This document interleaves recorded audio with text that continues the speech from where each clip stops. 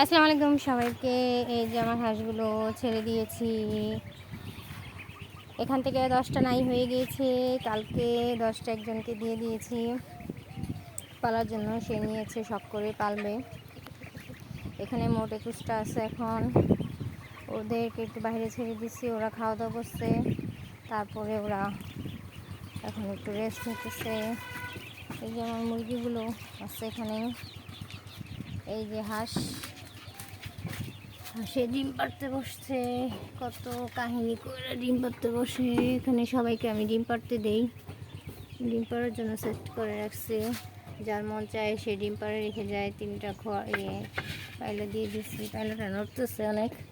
Actually পায়লাটা ওর উপযুক্ত না, actually ওইভাবে ডিম পারে না।